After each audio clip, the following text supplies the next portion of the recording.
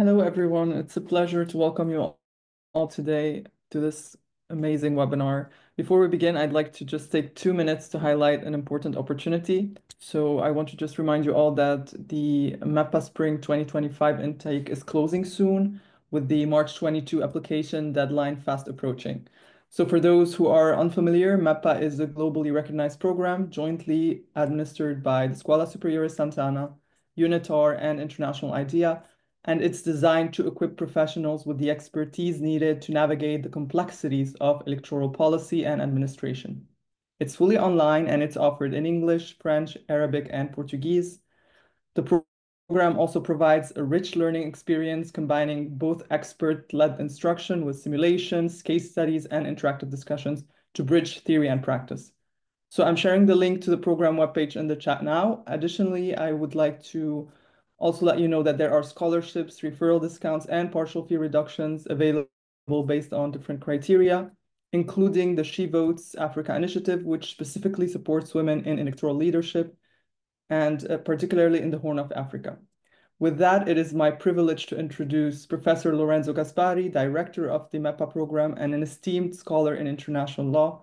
Under his leadership, the program continues to shape the next generation of electoral professionals. Professor Gaspari, the floor is yours. Thank you in advance. Thank you, Maribel, for the kind introduction, and thank you everyone for being here today. Welcome to the webinar, Breaking Barriers to Gender-Based Violence on Women's Electoral Participation in the Horn of Africa, a cross-generational dialogue on live experience. So I'm truly excited to have the opportunity to launch this webinar, also as part of the She Votes Africa initiatives, was mentioned by Maribel 1 second ago, which is an initiative financed by the Italian Ministry of Foreign Affairs, and a project that takes place in the context of the Master in Electoral Policy and Administration. And together with Maribel, I also invite you to look further in our website to discover all of our initiatives, including the scholarship based on the She Votes Africa initiatives. So, but I'm grateful to the MEPA wonderful team to enact this important project, to organize this important project, in particular to Maribel, the didactic coordinator, and to Melvis Di Lose, our head tutor, and today the moderator of this wonderful panel. Melvis has a long experience on research and consulting for international institutions, such as International IDEA, the African Union, UNDP, to mention just to mention a few. And also she has an extensive academic experience on democratic governance, peace and security, and the rule of law.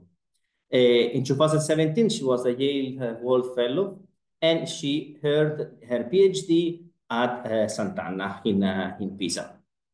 So without further ado, I would like to give the floor to the moderator, to Melvis, to start the webinar. Thank you so much for everyone again. Melvis, please. Thank you for Professor Lorenzo for giving me the floor.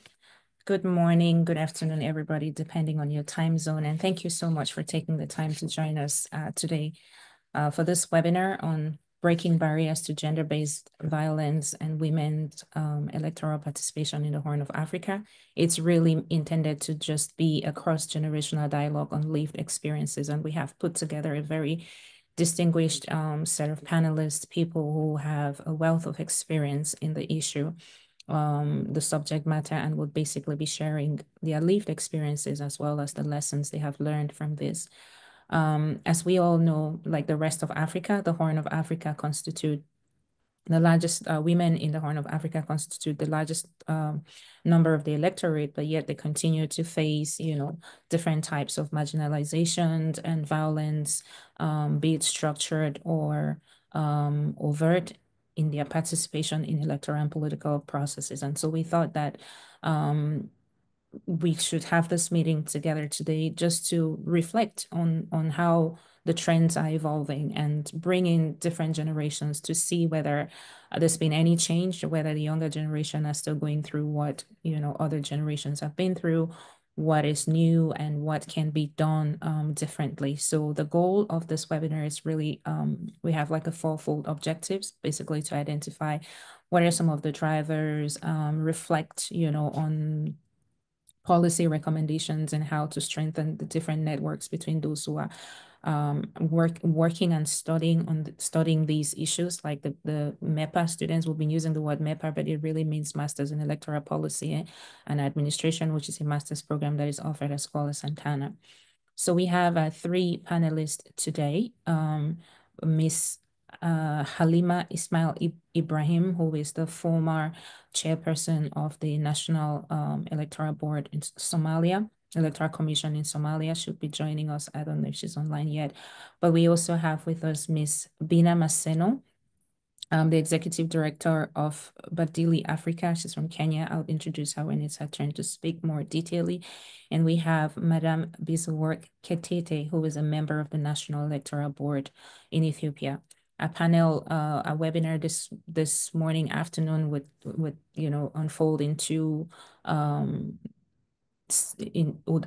in two sets. So the first would unfold along 2 thematic areas. The first thematic area would focus on the basically lived experiences around the root causes and manifestations and the impact of gender-based violence and women and how it impacts women electoral participation. And then the second thematic area of conversation would be around the strategies for resistance, as well as the solutions that can emerge from these different conversations. So the first part would be more diagnostic, and the second part would be more policy or oriented.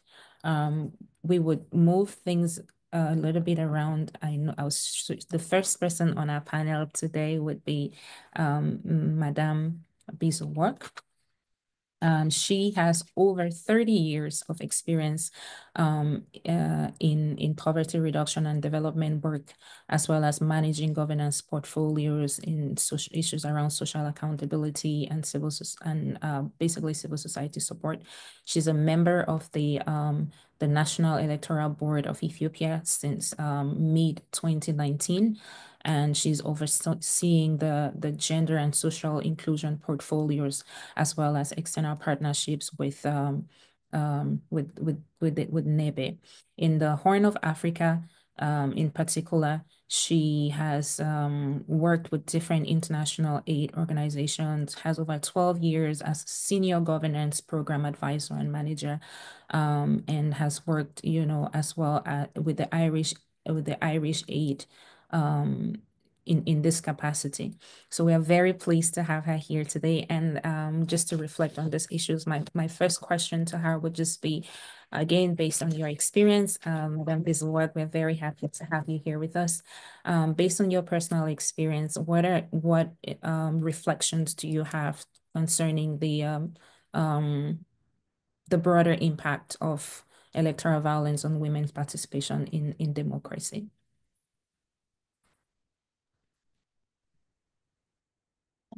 Thank you very much. I hope everyone can hear me.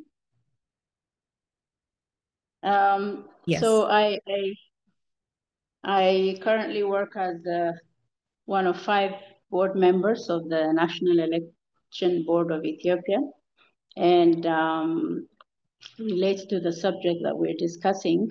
One of the 2 departments under my oversight, if I may say, is gender equality and social inclusion.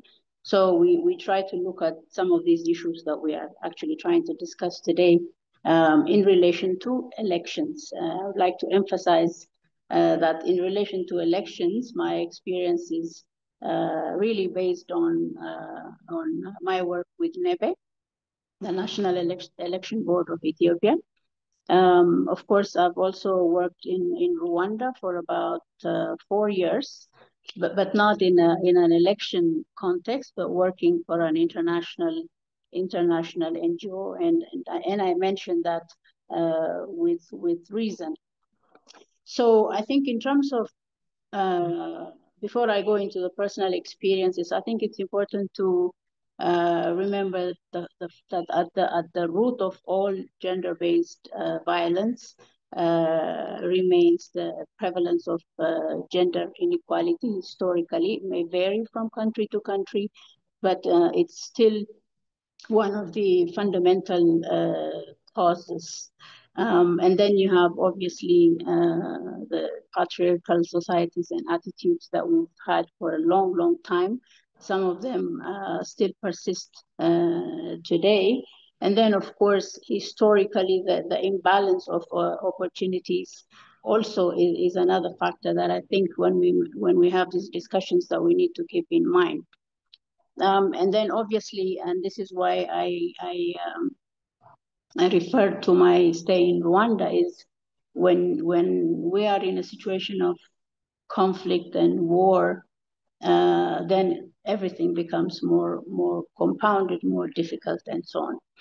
Now, personally, thankfully for myself and sadly for this discussion, I haven't had personal experiences as such of GBV in my personal life.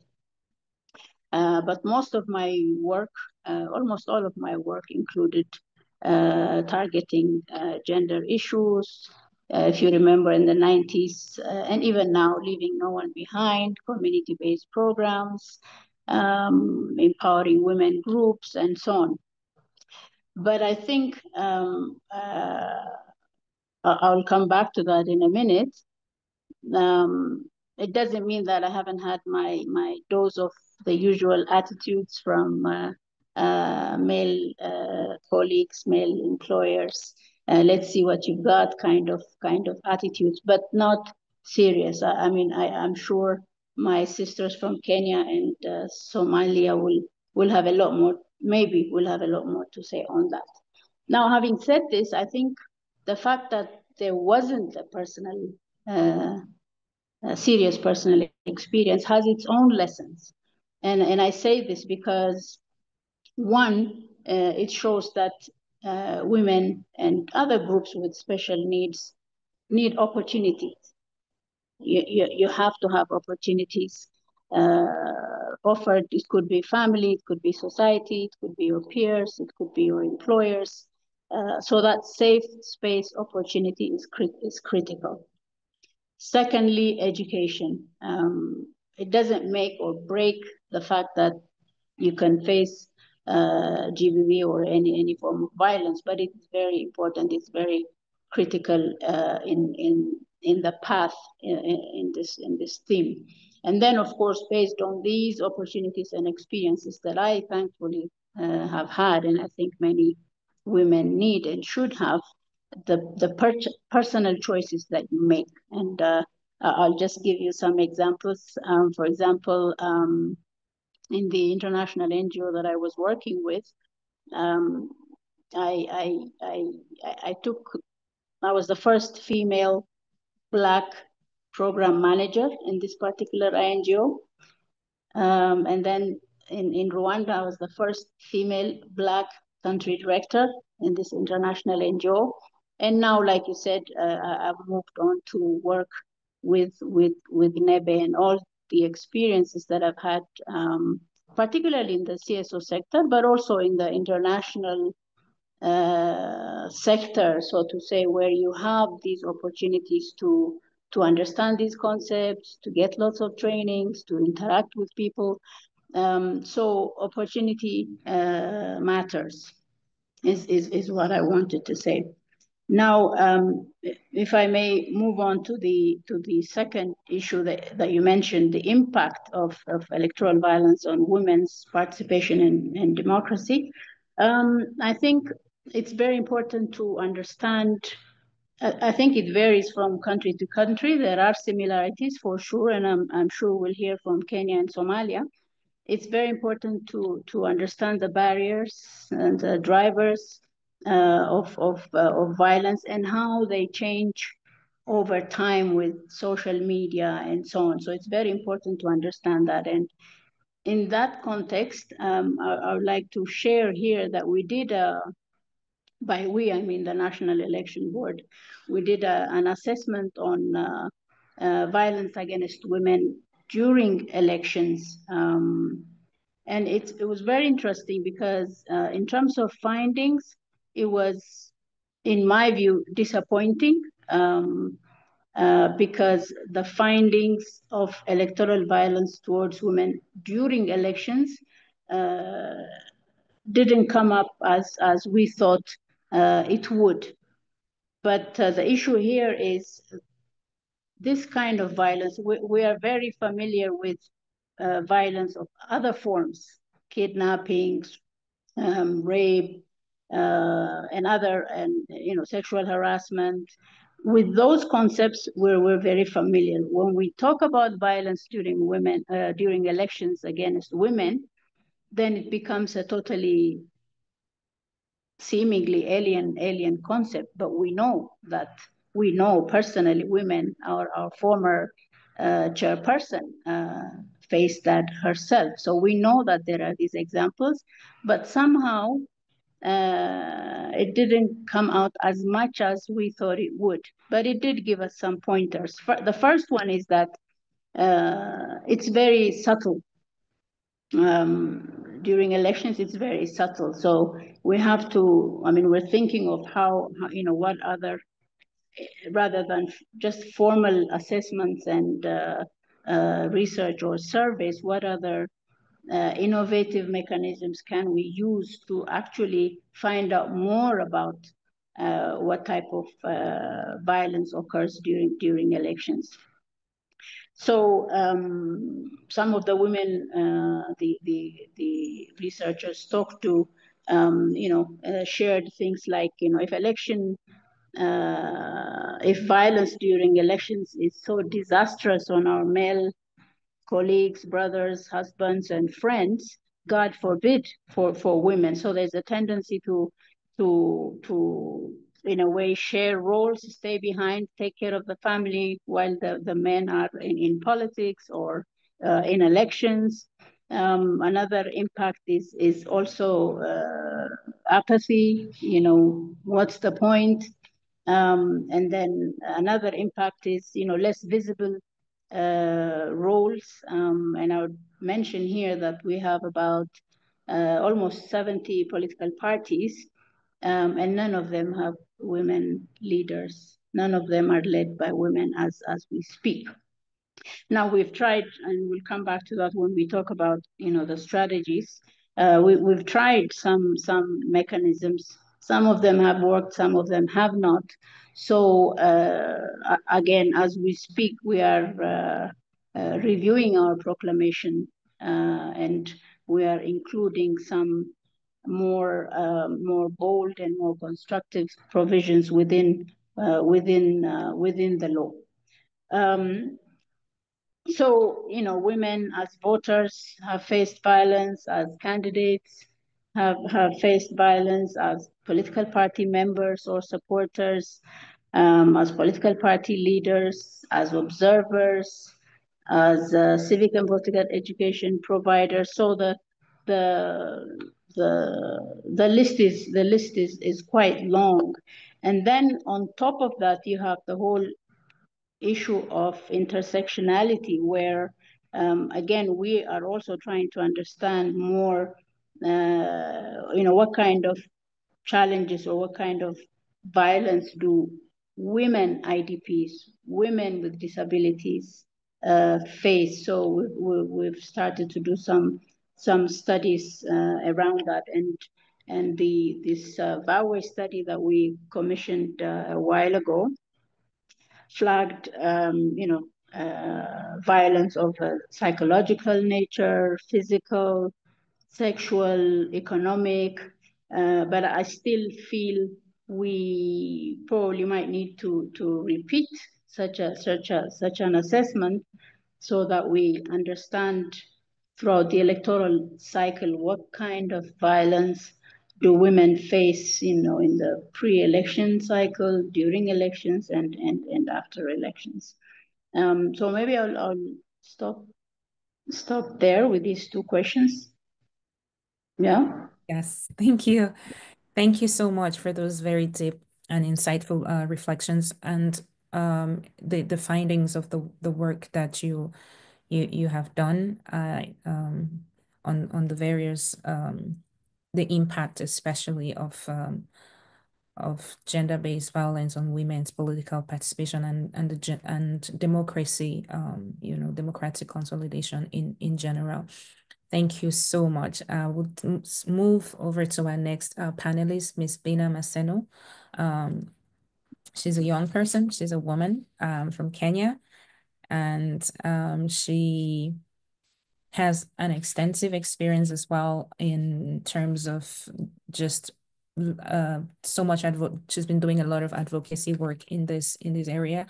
She's the founder of Badili Africa, as I mentioned earlier, which sort of merges beauty and with different kinds of dialogues around political awareness and involvement in governance. She's active in building the capacity of women, young women and girls to participate in different political issues. She actually ran for office when she was 22 years old, 22, 23, if I remember correctly. And one of her famous lines, which I have really just come to quote in different spaces, is something she says, that as a young person, we have no choice, but we have to engage in political processes. And she said that you may not have interest in politics, but politics will always have interest in you. So you're either an actor, or you're either acting or you're being acting upon. And we're very pleased to have her here today, joining us from New York, where she's attending different activities around civil society civil society engagement with the United Nations. And we're just really thankful to have you here today, Ms. Bina, and would like for you to just reflect, share us, what was it like running for candidate at age 22, and what was your experience like on the topic of discussion. Just highlight some of the unique and specific challenges faced by young women in political participation, and how this impact that Ms. Work has shared, how you experienced that in your work and journey. Thank you. Over to you. Thank you very much. Am I audible, Prof? Yes, you are. Fantastic. So thank you everyone who's joining us for this call. And I think for me, it's an honor to be part of this conversation, because it's a conversation that I'm passionate about when it comes to women's political participation in political processes. And I think even while I'm here, just reflecting on the 30 years post the Beijing Platform for Action conversation. So I think for me, first of all, it is sad that currently we are yet to even get to 50% of women's political participation and representation in the African continent, because we are at 12,113. I think, that is the last study I read from Africa Barometer sometime early last year. And a research also done in partnership with International IDEA. So the fact that just across the whole continent, women represent 24%. So we're not yet at even 50%. And also looking at a continent like Africa, where the median age is 20. When you look at representation of both young people and especially young women, it's pretty low. It's at less than 1% for young women. And I think globally, we are looking at 2.6% of young people's representation in political spaces. That is young people below 30 years. Again, that is a study by Africa Barometer. That's data from Africa Barometer. And so that begs the question of why are we looking at such a low representation when it comes to politics? So in my country, Kenya, the statistic is pretty much the same, because for a long time now, just tracking the last 3 elections, we are still at 24%. And the bare minimum is supposed to be 30% according to our Kenyan constitution that says we shouldn't have more than 2/3 of the same gender in our own parliament. But for the last 3 elections, I think we've been at below 23%. And for young women has been below 1%. Yeah. So for me, personally, I did run for office when I was 22. And I think I always say that I don't even think there's any training that can prepare you enough for running for politics. As in, I don't think there's sufficient information that you get when you're running for political office, and especially that is tailored to the community that you're in or you're running for office in. So I had just joined campus when I decided to run for office. And this had been after staying at home for about 2 years fundraising for my school fees, because my own parents were not able to take care of my school fees going to university. And so when I did declare that I'm running for office, I think for me, it was quite a huge shock to my family, my relatives, my well-wishers who had contributed heavily to fundraising for my school fees. And the fact that I was taking a break from campus, because running for office can be quite tedious. The meetings, that you have to engage in on a day-to-day, it was so hard to sit in class and concentrate. And especially if you've been able to witness how highly charged politics in Africa is.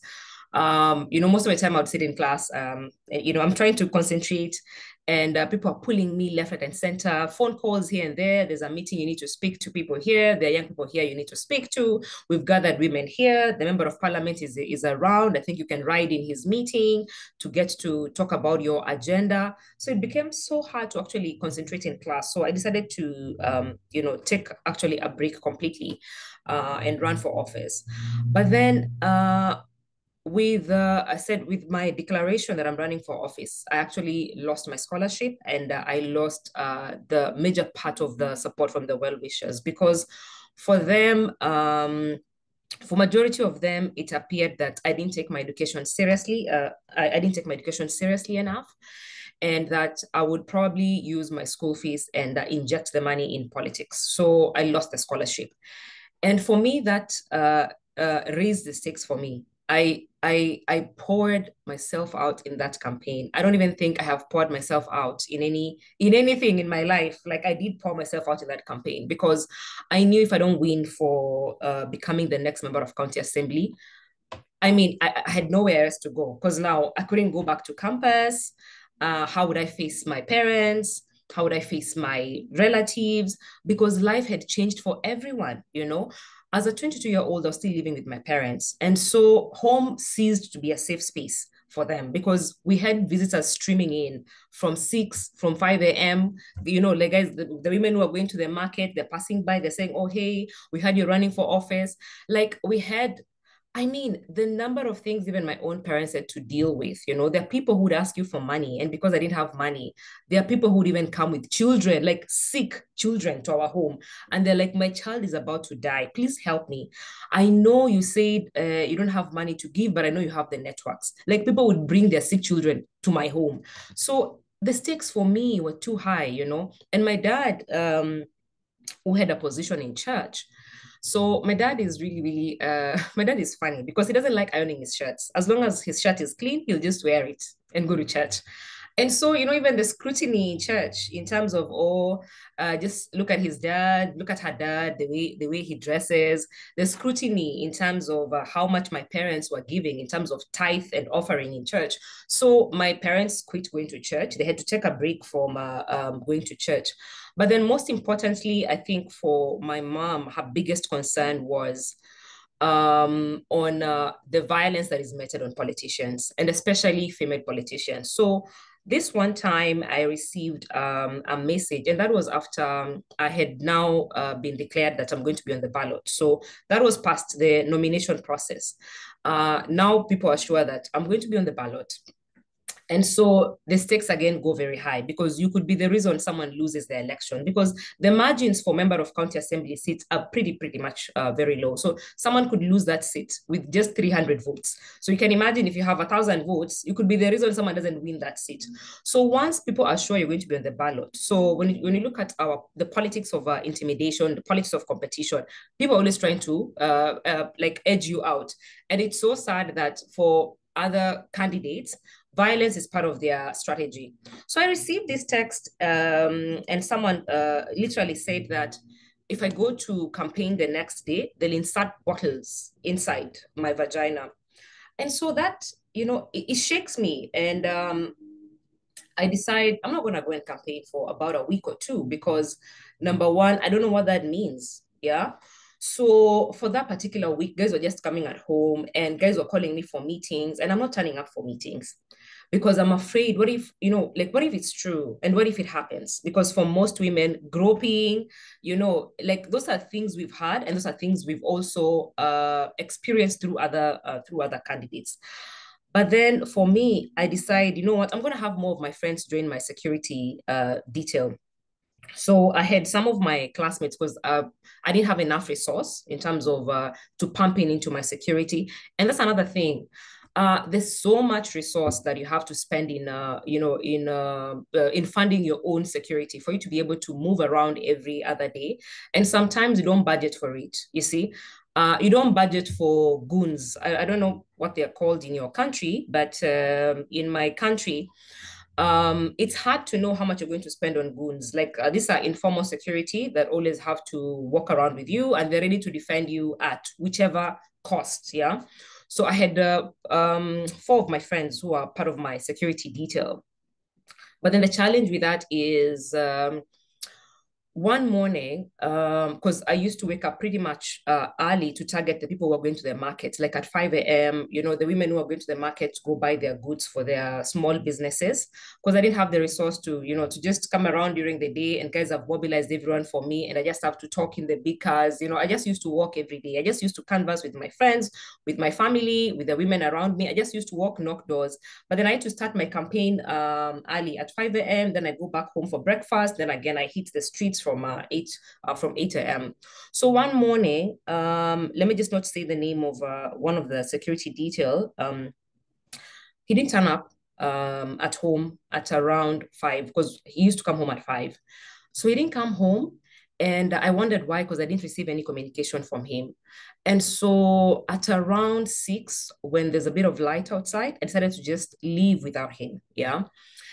And I went to campaign without a very strong security detail. And that was the first day that I almost got stripped. Yeah, because someone tried to literally pull down my skirt when I was addressing a crowd. And the fact that even people around me were telling me not to scream because I will look like a weak candidate, that was quite shocking to me. And later on, I went to report the matter to the police station. And the police officers asked me which party I represented and which area I was attacked in, and whether that area is popular with the political party I represent. But the fact that it had to start from which political party do I represent, which area was I in, which popular political party, which is that area popularly supporting political party X. And then I was a new candidate in the game. And then even the comments they were making that, oh, you should be married now, you should be in school now, even the comments they were making, they didn't even take me as a serious candidate, And I think for me, the fact that I didn't get help when I went to report this case, that's when I knew I'm on my own. I knew I have to take my security matters very, very seriously, because number one, I would be collateral damage. I would not make news because I was not a popular political figure. There's some popular female politician in my country, whether it is Honorable Martha Karua, whether it's Honorable Millie Mabona, my favorite mentor. There's some female politicians, if something happens to them, they become a news item. But for new entrants, especially young women, who knows you? Yeah. And another thing is the fact that as young women, you're not socialized to consider politics as a career the way young women are socialized to consider politics as a career, even from the university space. Yeah. So that also becomes a challenge to getting your own peers to support you. Majority of the young women, who are my peers even in school, it was very hard for them to come to my political rallies because they were like, oh my God, what if my mom sees my picture? What am I going to say? Oh, I cannot retweet that content. I never talk about politics, so even just wearing a t-shirt, my own t-shirt, they're just like, what am I going to tell my mom? Like, what was I doing? They think I'm in school. So also you do realize that as a young woman, you don't have a strong enough social capital that is able to support your campaigns as opposed to right now. I'm in my 30s. I've been able to build a bit of a network that if I win again, I have at least a bit of a stronger support base that can come through for me. But back then, I could not even rely on my friends. Yeah. And then three, in terms of just rallying resources to run for office for young people and especially young women. Right. So when you look at our cultural norms. So someone like me, it's hard for me to inherit like land. So my father never gave me land, but my father did give my brothers land. So it means that even when it comes to collateral, my brothers are ahead of the game. They could turn in the land for resources. I don't have any land to turn in for resources because when our land was split, in my culture, women are not supposed to be given land. And that's pretty much mostly in most African cultures. It is men who are given land as inheritance. Women are not given land because, of the notion that first of all, you'll be married and go off to live with another person. So ideally, you'll be back here to tend for this land. So I don't have land. So that was also another thing in terms of not having like ready resource for collateral.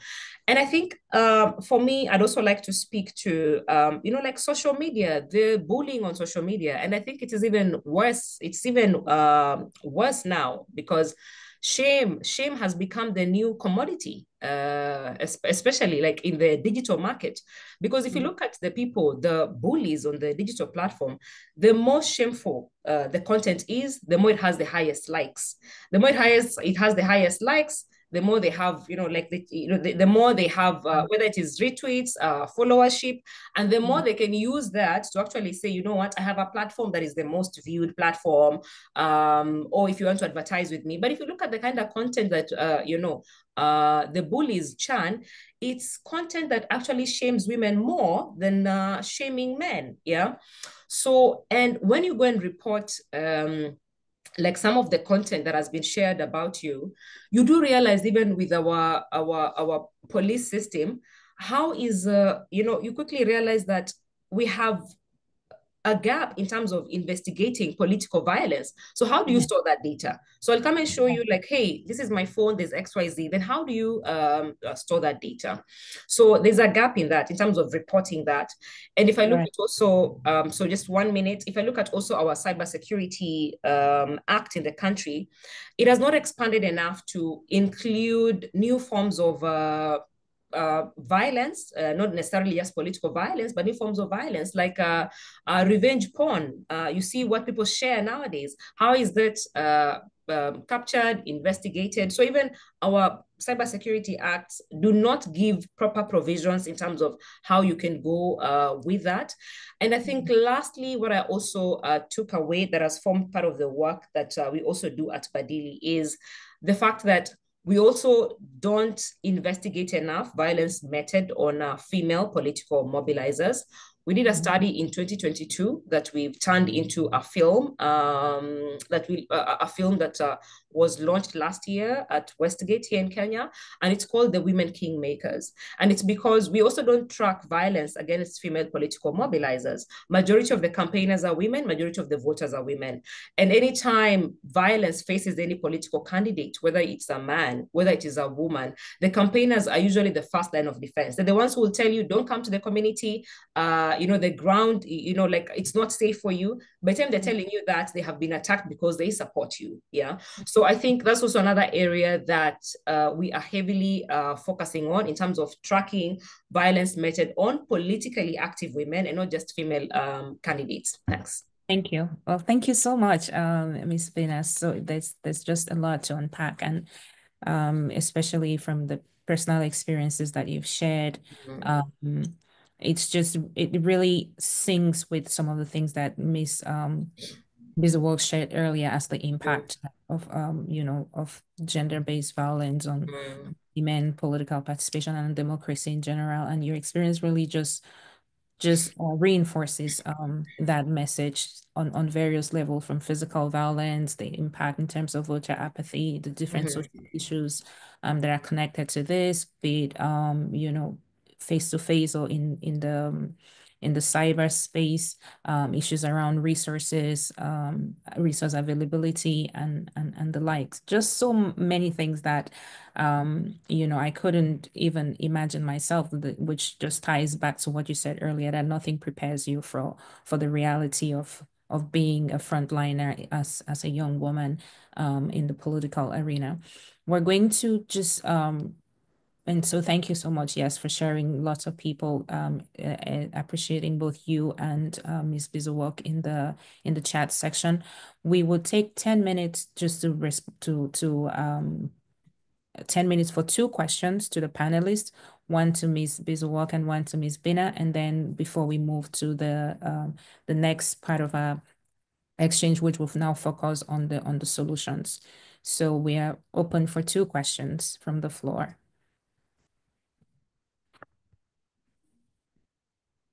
Maribel, please, you can help. If there's a question that has already come up, you can just read it.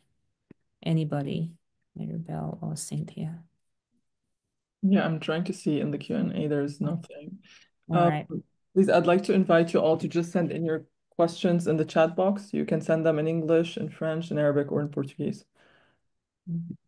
Right. So we have one question for Mrs. Bina. What do you see as the major hindrances to achievement of Kenya's two-third principle in the National Assembly, and what can be done to realize the principle? Right. So I do think that this question is more solution oriented. So we can tackle this in the second part, which has to do with the strategies, But oh, did you win? It's Okay, been we have you another win at the question. end of all this time. Sorry, Yeah. for Ms. Bina as well. What do you see as the major hindrances to achievement of Kenya's two-third principle in the National Assembly? So I guess it's the same question here. Yeah. But yeah, but here he's talking about the hindrances. So I guess this could be a way to... Okay.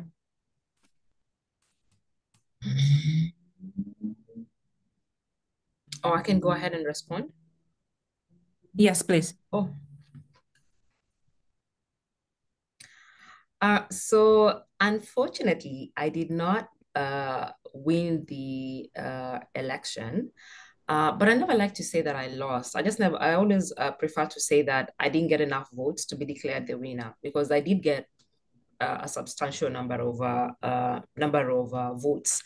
But then I came out with very, very rich experiences that have informed the kind of work that I currently do at Badili, and even my passion for mentorship and some of the things that I had really, really wanted to achieve. Because when I ran, I saw a gap in terms of providing new perspectives in terms of what could be done in my community, providing new ideas. Because as young people, I always say that we might not have the financial resources that senior politicians have, but we have ideas, we have our numbers, and it's important to use our numbers as a political capital to push for the priorities that we want to see. So I've been able to translate that to the work that Badili Africa currently does when it comes to cultivating the political engagement of grassroots women who engage in merry-go-rounds.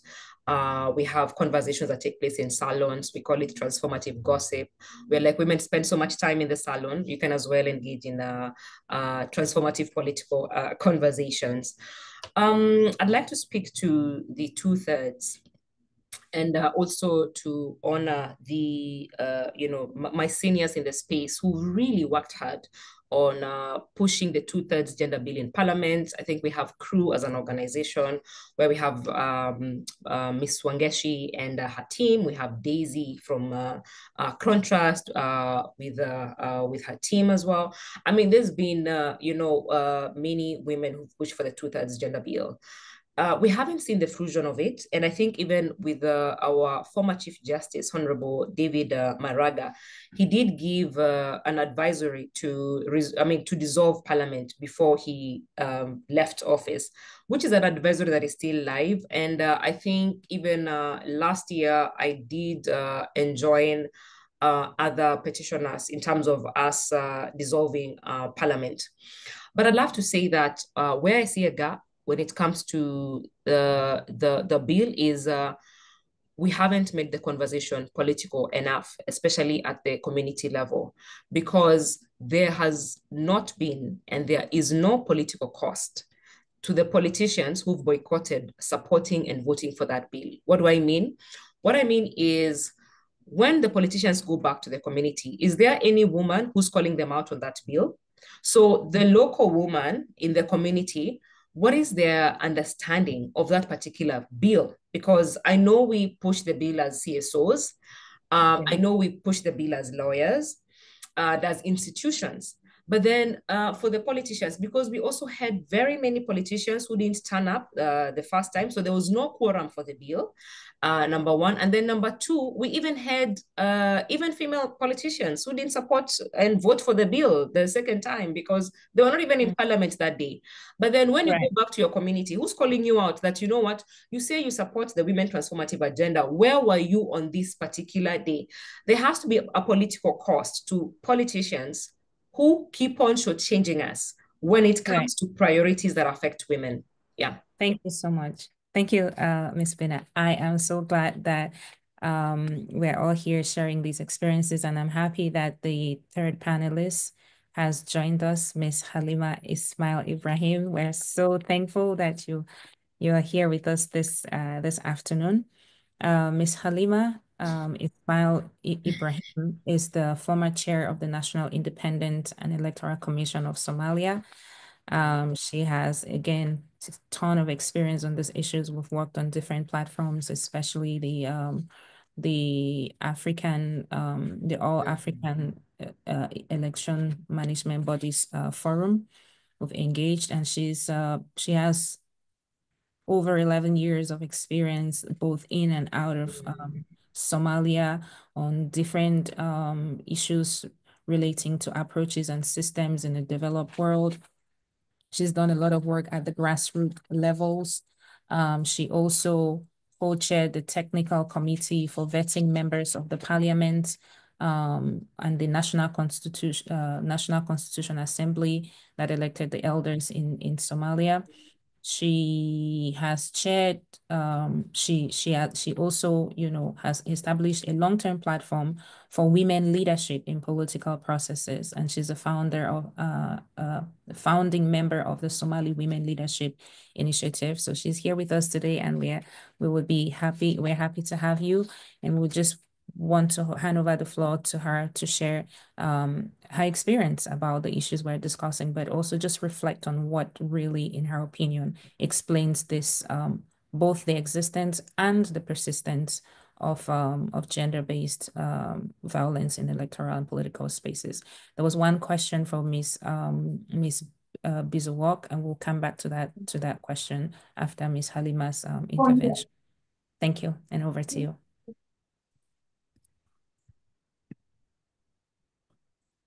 Thank you very much for all of you. And I am glad to be part of this meeting. And I came a little bit late, but I was following since I came. And as my colleague explained it, I'm the former chair of Election Commission. I have been in that position for 8 years. And after that, now I am working with the civil society and to really benefit about my experience especially in women participation and youth participation. And we started working already, and we have been engaging with the universities in order to give awareness the young generation, especially young women who are educated. And because my 8 years of experience, and the most thing that we are lacking was to communicate with the community and to explain and and to make them aware their responsibility, and also and give women opportunity that they can themselves organize and understand, because we have seen and in the voting places, several places that has have been a voting in Somalia, the long lines mostly are women, but those who are elected, they are electing a male. And we wanted to explain them why this is happening. So we are very involved in that issue.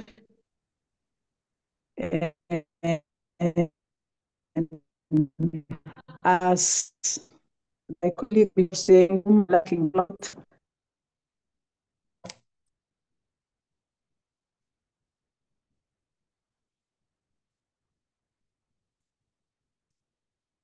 It is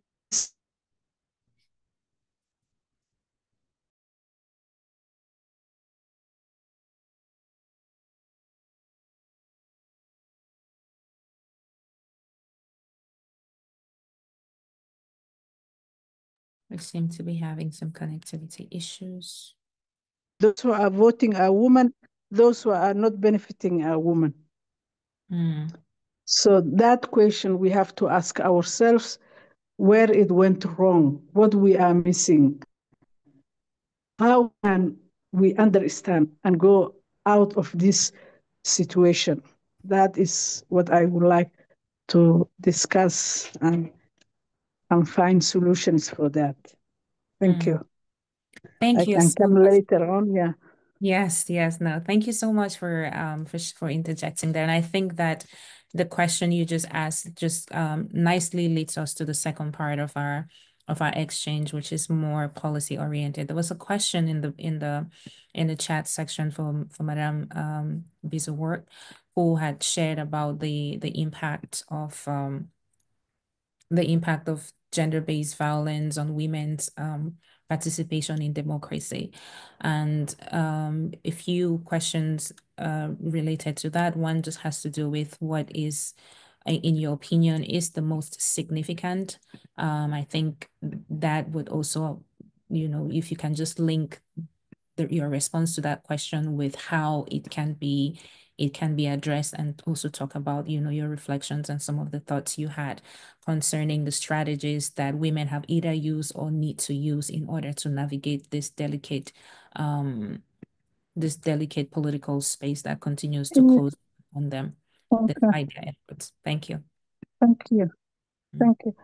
Thank you very much. In my experience, and I have been working for a long time. I started my journey of working, being a lecturer at the university, and then being in the middle of war, civil war, and then now we are in the process of getting peace and stability and form a government.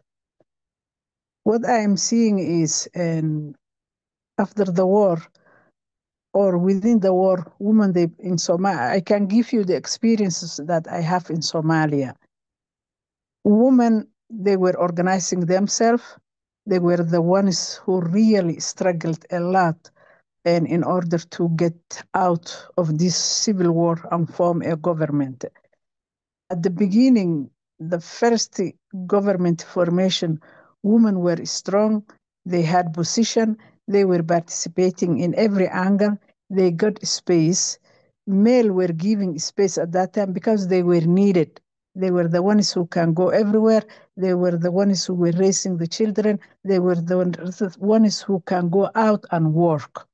So they were needed.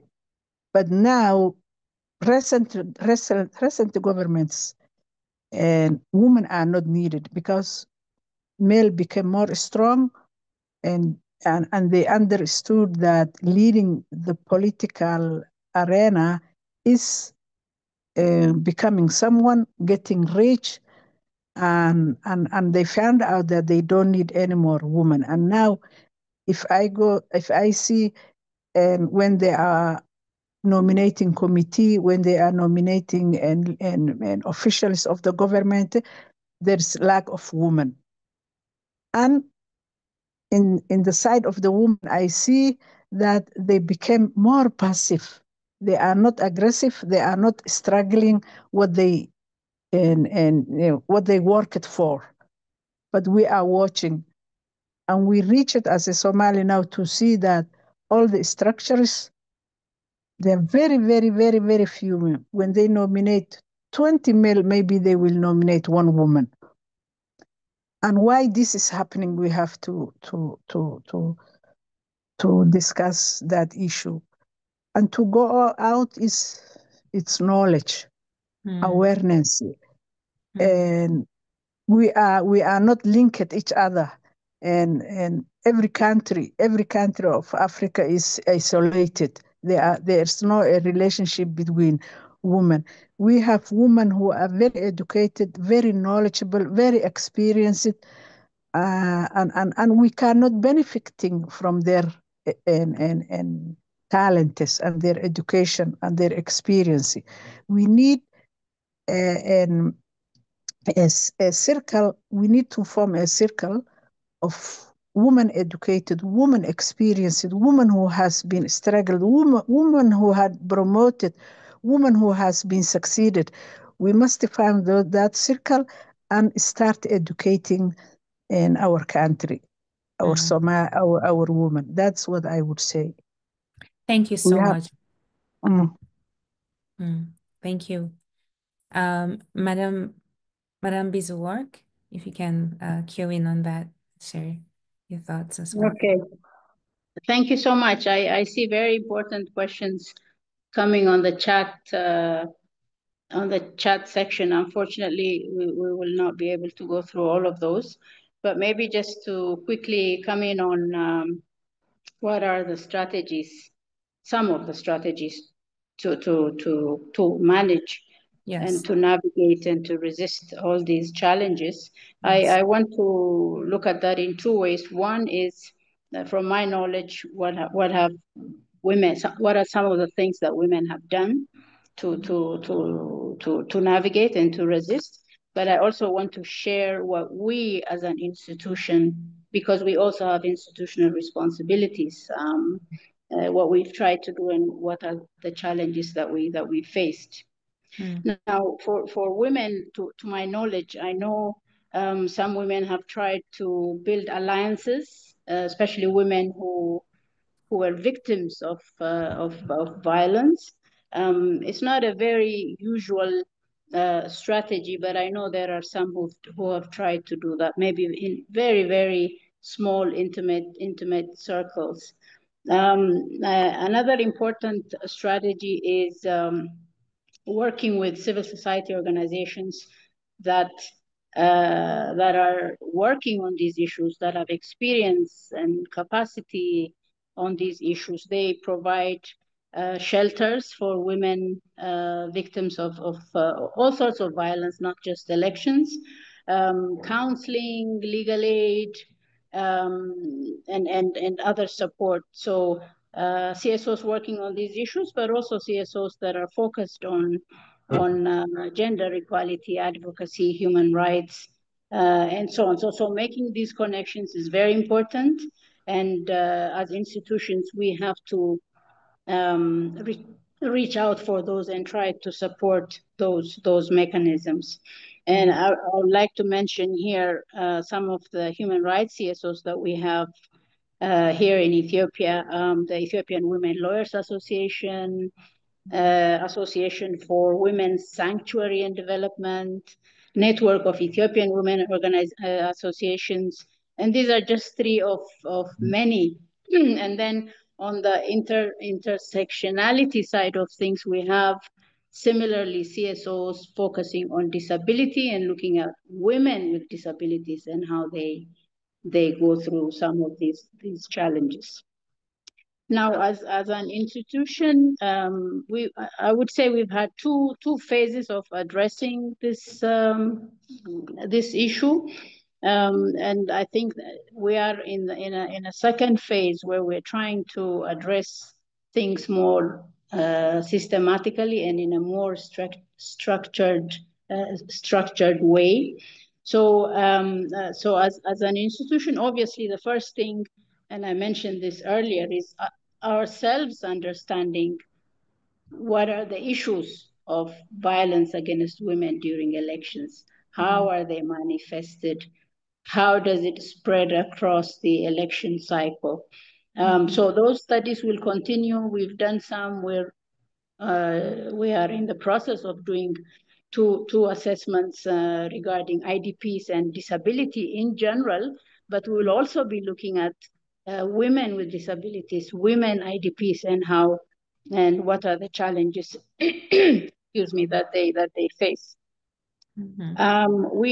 We've also done a gender audit of political parties. We hope to repeat that to see, have things improved, have things gotten worse, should we be doing something else?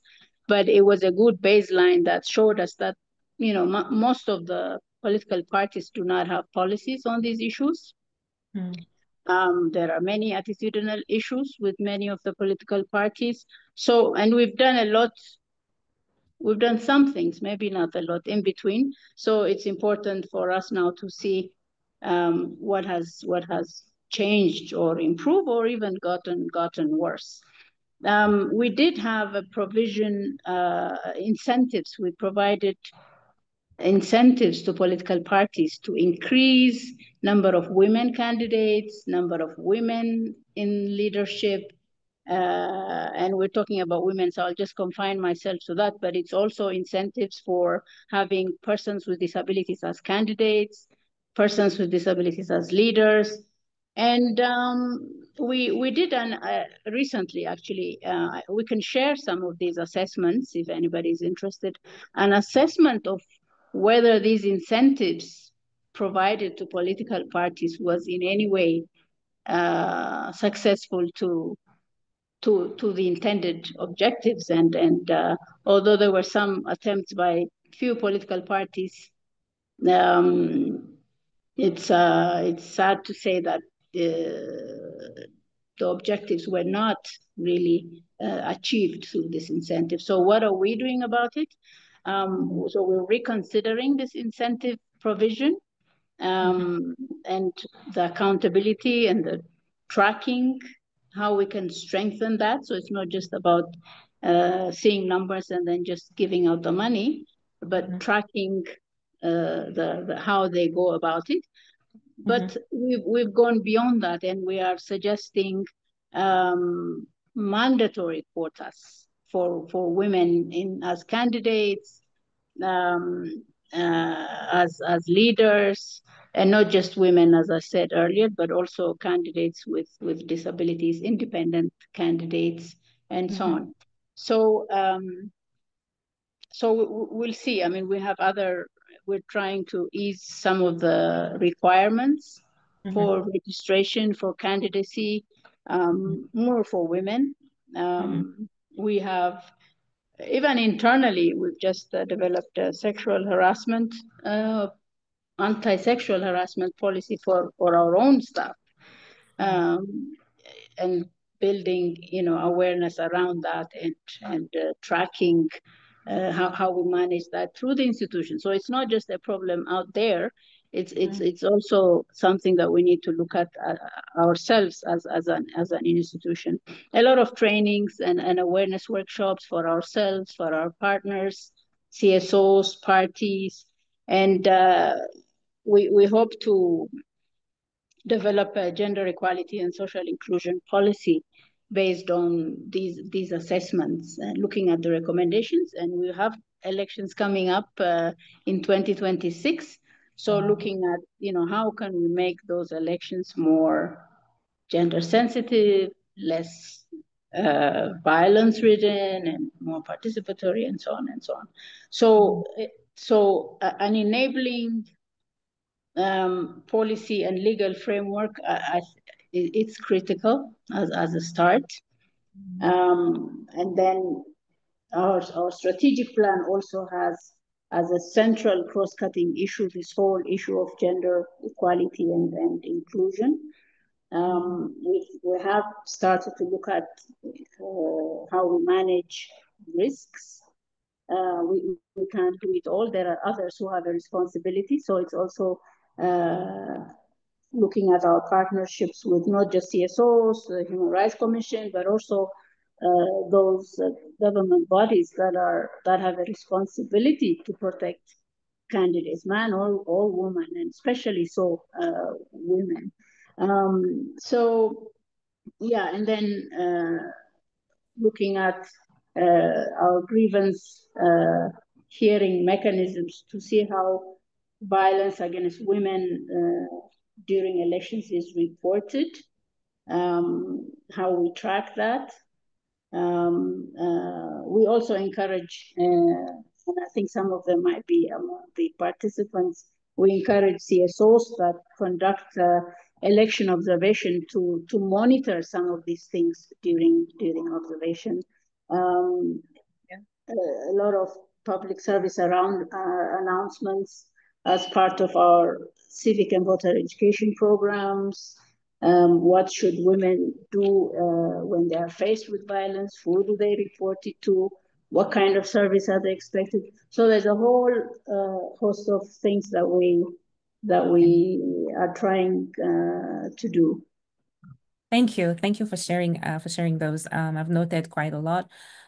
Some of those which were shared by Ms. Halima about the importance of just education, raising awareness, and grassroots mobilization, which also ties with what Ms. Bizuwak has said about working with CSO organizations, building alliances, even the institutional response. There's just so much to learn from the NEBE institutional response. Target is one thing that really stands out to me is just working across the electoral cycle and making sure that the responses are targeted, but also tailoring responses to meet the needs of vulnerable groups like internally displaced persons and persons with disabilities who are already facing like double, at this in this way. Discrimination, incentivizing. I would love to read more about that, the various forms of the incentives that were used and how, and just to follow up on the impact of such incentives so that we can see how those can be,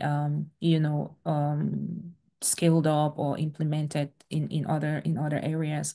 Mandatory quotas are issues that continues to be pushed for. I think Ms. Bina also talked about that to some degree, and it's unfortunate that the statistics still remains very, very abysmal when we look at that. An enabling legal framework, having a strategic plan that is quite gender sensitive at all levels is also extremely key. I just want to turn back to Ms. Bina. How do these recommendations resonate with you? What are some of the things that you learned? Just two things in the interest of time that really you think would have made your experience different, and looking back in terms of lessons learned, but just one lesson learned and maybe one innovative approach that you think you would give as advice to young aspiring women in the young women who are aspiring to be active in the political space or just engaging other young women in this area.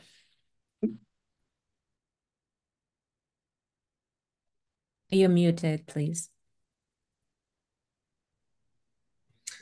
I think I would say, first of all, as much as it's quite challenging to run for political office, it's also quite insightful. And exciting in different ways, because you also get to understand your community in ways that you would not have understood your community that way. Like, there's so many things you learn from different people, because every other day you're interfacing with people. So I would say, please run for office. And why I'm saying please run for office is because, given the solutions that have already been outlined, I would probably even speak to one of them. Most political parties do not have the sexual harassment policies, so it makes it very hard to report your political party. And especially given that political parties are usually vehicles that carry you through to parliament.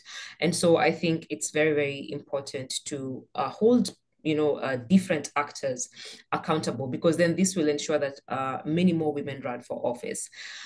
It's important to encourage women to run for office, because even as we talk about 30% representation, in most countries, we don't even have 30% of women running for office. In my own country last year, we had about 16,100 candidates on the ballot, from the presidential candidate to the member of county assembly. And whether you are running as an independent candidate or you are running up, within a political party, we had about 16,000 candidates, and only about 2,000 of those were women. So we didn't even have about even 30%. So we only had about 11% of women running for office. So you can imagine, even if all the women won, we still would not have met our 2/3 gender rule, because even 50%, yeah. So already, given the number of women who were on the ballot, there was no way we would have achieved our 2/3 gender rule. And it's a situation across the continent. That is one. But second, Prof, I think it's important for us to strengthen the solidarity and network for women and candidates who have either run for office and lost, or those who have run again and have lost the second time. Because someone who's run for office, the likelihood of how they'll react to even some of the challenges they faced the first time is pretty much different. So I see many of the women, especially young women who run for office for the first time, they don't run again for the second time. Most of my peers who we bring together with, and even some of them that we've been able to track through the work that we do with Siasa Place, Troubleless Youth, they don't run again for office. So it's important to journey with them post the campaign. So I find that there's a lot of gaps when it comes to journeying with both female candidates who've won, and even the ones who have lost. Because even the ones who have won, in terms of them being very solid in understanding their mandate, and also being able to execute on that particular mandate effectively. Because sometimes inclusion does not necessarily mean representation. So I think it's very, very important to see how do we support both those who get elected, and also the ones who don't get elected. How do we journey with them, or how do we even learn from their experiences? And lastly, I think we have to continue, like the advocacy campaigns have to continue, because every day we're pushing back against patriarchal norms. And this has to begin from the campus level, in the universities that we work in, to support young women's participation in leadership at the campus level. It's even hard to get a young woman to run for the presidency of the student council. So you can imagine, very few of them are running for office. But I'm glad that we are seeing the face of the student council shift a bit, and having more faces of young women. And we need to encourage that. We need to continue encouraging, understanding governance processes from that particular level, because we have seen that this has been the journey of most of the senior political figures in the national space, where they were able to transition from student governments to national politics. So their leadership journey was honed in their campus space. So I think it's important for us to be very intentional in terms of mentoring, and also lastly, learning from the senior women who've gone before us, and documenting, some of the women that have really, really come to admire over time. There's very, very scanty information, whether it's Chelagat Mutai, whether it is, the women from Zimbabwe and other countries, whether it's Ethiopia, that really, really inspire me. Like, you really have to dig and dig and dig for that particular information.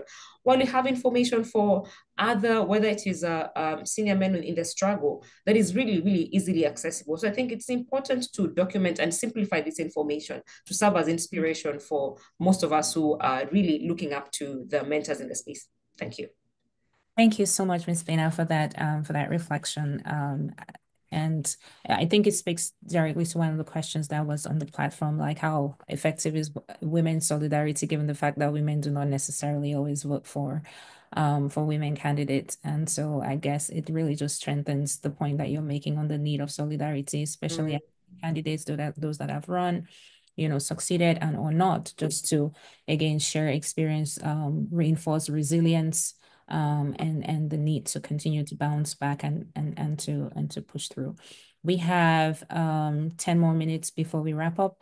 I can take one question, and then before we get the 1 minute concluding remarks from the different panelists, just their final thoughts on what we're talking about. So there's a question here that says, should women abandon the stereotype of organizing themselves?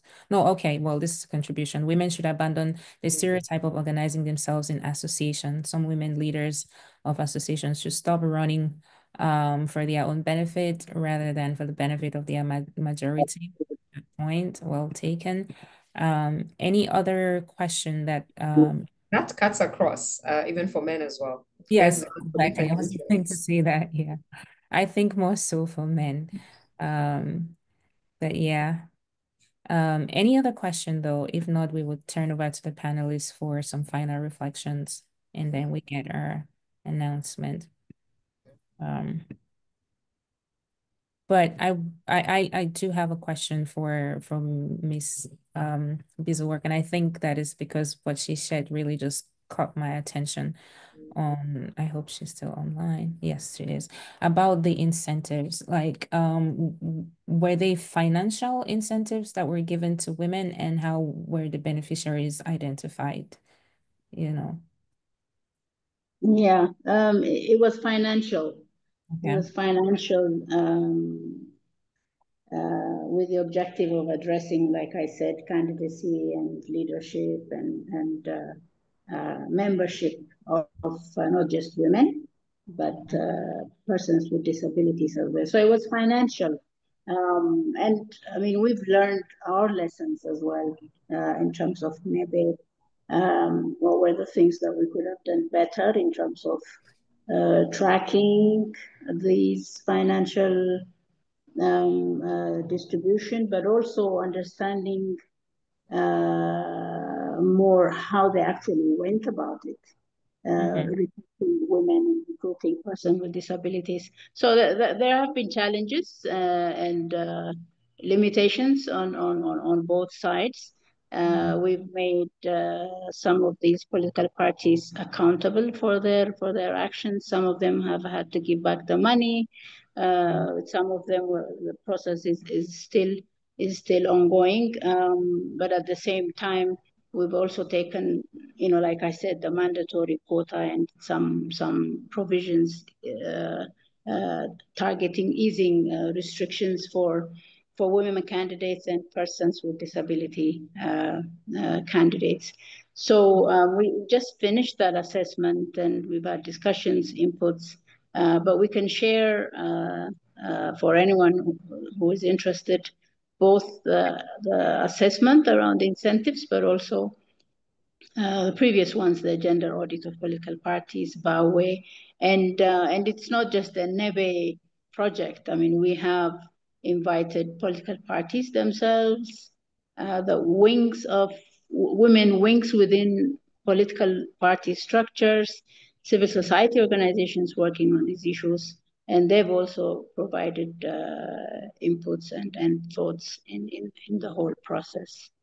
All right. Thank you very much. We would really be grateful to have to lay a hands on that document. We do have quite a number of students within our Masters in Electoral Policy and Administration program who are working on who would find this quite useful for their research. And we have some quite a number of Ethiopian students as well, but it's also relevant for comparative experiences.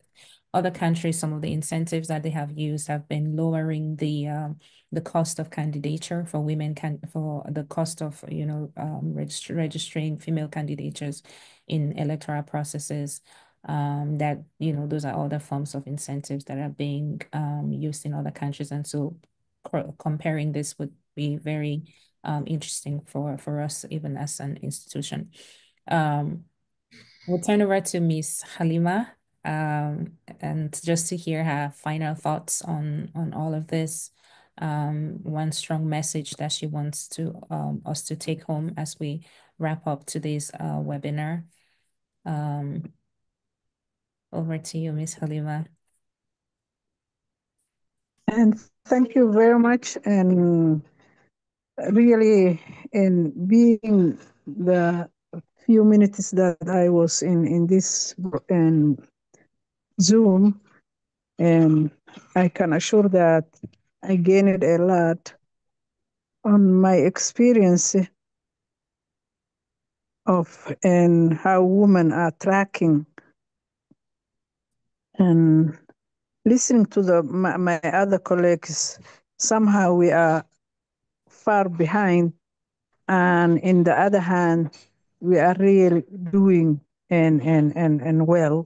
That's what I would say, and I will use all the knowledge that I gained today and practice to my in the field. And what I have seen was, in some countries are more advanced than us. When you look the organizations which are existing in the country, especially women organization, and when you look in women organizations in the legal aspect and other fields of education, and what we are doing as a group of women now, and how can we engage our young educated women come in the field. But because we have seen, when the young women show and that the government led by more male are not giving opportunity, they changed their activities. They went direction to business. Everybody is going to business. And if we all go to the business, and it will not give us opportunity to go to the other angles in the system. The first thing is that we are doing is to go to the universities, engage women and work the issues that are very important to us, and make an interlink or relation among the women organizations, whether they are in the business, whether they are in the law, whether they are in the education, in the military, everywhere, to coordinate themselves and start together and working. That is what and while we are organizing ourselves internally, then we need the support from other women organizations in Africa. Those who are succeeded, we want to get their experience, and we can share also our experience. So what we are missing is the link between among ourselves. Thank you. Thank you so much for sharing those thoughts about the need for a multi-sectoral and cross-generational engagement with amongst women and across the different generations and across the different sectors of the society. Somali is a very unique context, and we definitely salute all the work that you've been doing personally and as an institution, over the network of women that you're working with at the grassroots level, which is where the heavy lifting needs to take place, and that you continue to do quite relentlessly. Thank you for that. Miss Bina, one final thought as we wrap up, and then we'll turn Miss Bina, then Miss Bizuwak, and then we would close. I think a lot has been said. Allow me to say thank you, because many times we don't have the convergence of academia, civil society, and the community. So we all speak in our own silos. So this particular conversation here has been particularly important to me. So I just want to appreciate that, because many a times, and I know we have the big conversation, which is true in terms of decolonizing knowledge. So you find that even for the grassroots women who have very, very important information, sometimes because it has not passed through the learning institutions, so it is valued differently. So I do appreciate having a convergence of, particular spaces like this that speak to how then do we co-create and come together and figure out what are the solutions going forward. I also just want to appreciate what I've also been able to learn. And I think for all of us who are here, I always say that the most important office is the office of the citizen. It's not even the office of the president, the office of the governor, woman representative, a member of county assembly. If all of us occupy our own offices effectively, it's much easier to hold the powers that be to account in delivering the solutions that we've been able to even speak to here. And so it's to encourage all of us to be accountability champions. You might not be running for office, but the people who end up running and winning political office, they affect our lives. The choices they make, majority of us, if they're young, they're going to live much longer with those choices. God forbid something happens. And the fact that most of the guys who are making this decision is actually very senior, because the average age of a politician, especially in the African continent, is 63 years. And the average age of a citizen is 30 years. So I think it's to encourage all of us to occupy our spaces effectively and contribute to pushing for the solutions that are discussed in powerful platforms like this. If it's academia, let's write, let's document, let's visibilize most of this, whether it's the electoral institutions. I'm so glad for the work that Ms. Bizuwak is doing.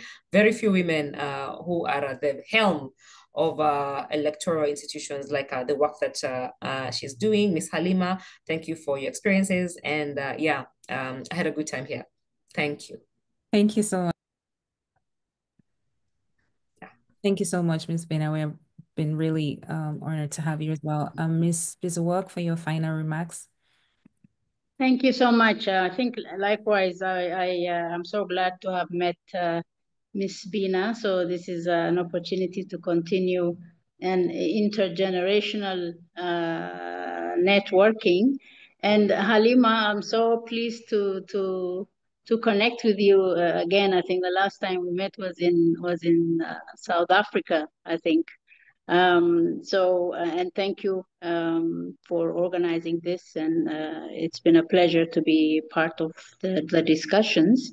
Maybe just one or two concluding remarks, so to say. And the first one is, we've said it 2-3 times, but I think it's critical, and it's this whole enabling environment that we need to create for some of these things to materialize: the policy framework, legal framework, and making sure that it's enforced and accountability is tracked, and also an institutional approach to some of these issues. Second, I think it's not just about having more women candidates, more women voters, more women leaders in political parties or politics, but it's also more attention to these issues by the men that are already leaders and candidates and so on. So it's a collective responsibility. Obviously, we have to do more to gain our space in that collective responsibility. And then the third, I've already said this, but I think it's important to stress that understanding the barriers and providing support to women in the many ways that they may require expanding opportunities is critical. And then the last point, because both Halima and Ms. Bina referred to links and working in silos, I think it's good that we recall, and some of you may know this, we have an association of African electoral authorities. Yes. So this is one agenda that we can and should be doing something about or talking more about it in that association. I know there was a recent gathering of women election commission chairpersons gathering in Ghana. I think it was, and Yes, yes, chairperson was there as yes. well. So those are avenues we can take some of these discussions forward. And then obviously there's the global Association of World Election Bodies, and Halima, I think that's when we met in South Africa. It's a bit broader and bigger, but still, I'm sure so many lessons that that are available in this association to go around. And maybe, we also need to think about having some sub-regional networks and associations for those of us that are similar in many ways. So thank you very much. I have enjoyed. I had said I had a meeting at 4. The meeting is still going, but I decided to continue Thank you here. so much. Thank you very much. Yeah, we're so grateful. Thank you so much for being here with us and for just sharing your experiences and knowledge on all these very critical issues. I'm going to turn over to the head of the MEPA program, Professor Lorenzo Gaspari, for his closing remarks. And I thank everybody who has been here and all the questions that have been asked in the different in the chat section. We've taken note of those. Some of you are requesting the recording. We have a technical team. We would look into that. But for now, I would hand over to the head of the master's program, Professor Gaspari. You have the floor. Thank you. Thank you so much, Melvis, and thank you, everyone. It was a very insightful webinar.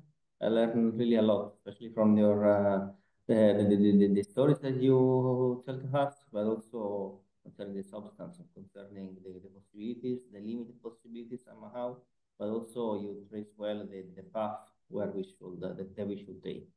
And for sure, it's the path that we would like to take with this project, with this process of Chivo's Africa. So this was just one webinar, an important one.